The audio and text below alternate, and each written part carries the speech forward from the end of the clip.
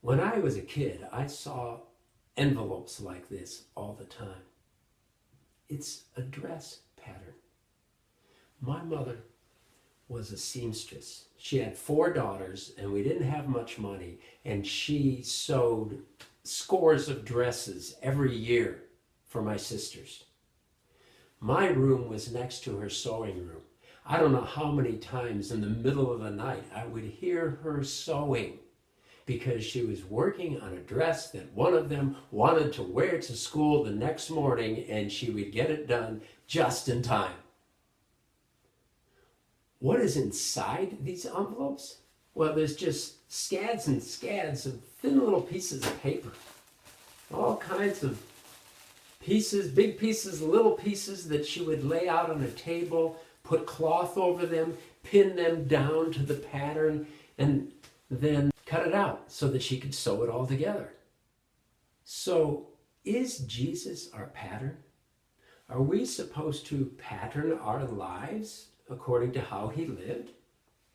Some people would say, well, we should be careful about that because that might imply that we're saved by our good works. But as you read the epistles, you'll see that the apostles do a curious thing. When Paul is talking about humility, he says we should have the same attitude as Christ. When John is talking about loving our brothers and our sisters, the pattern he shows us is Jesus. When Peter is talking about how do we endure persecution, he tells us to follow the example of Jesus. The apostles certainly know that we're not saved by our works. We're saved by grace through trusting in what Jesus has done for us. They teach that very clearly in their letters. And yet, when they're talking about how we're to pattern our life, the pattern is Jesus. Wow. Why do they do that? It's because that's what a rabbi and a disciple do. A rabbi models and says, live according to my pattern of how I interpret the Bible and how I live out my faith. And the disciple is to follow. That's what Jesus expected. And when he was all done with training them, this is what he said to them in John 20:21.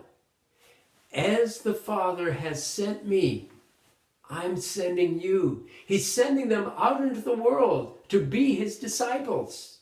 And when we believe the gospel, those same words apply to us. He's sending us as his disciples.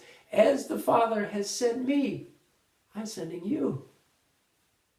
Notice that he didn't say, the Father sent me, I'm sending you. He said, as the Father has sent me.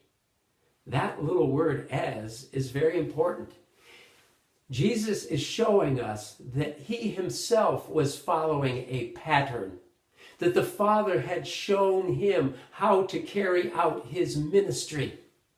And now he wants all of his disciples, both back then and us today, to follow that same pattern. As you read the Gospel of John, you'll see that pattern that Jesus followed and learn how to follow in his way. It's a lot like following this kind of a pattern, but that doesn't mean that we will all wind up being exactly the same. What my mother loved about these patterns is the variety found in one package. Notice all these different dresses that can be made from the same pattern. With slight variations, they look different. Use a different material, add a different embellishment. My sisters could all go to school on the same day wearing 4 different dresses from the same pattern, and nobody knew. That is exactly what Jesus does for each of us as he lays the pattern of his life over our lives. What he makes is unique. What he makes is beautiful. And everything that he does in us reflects his image.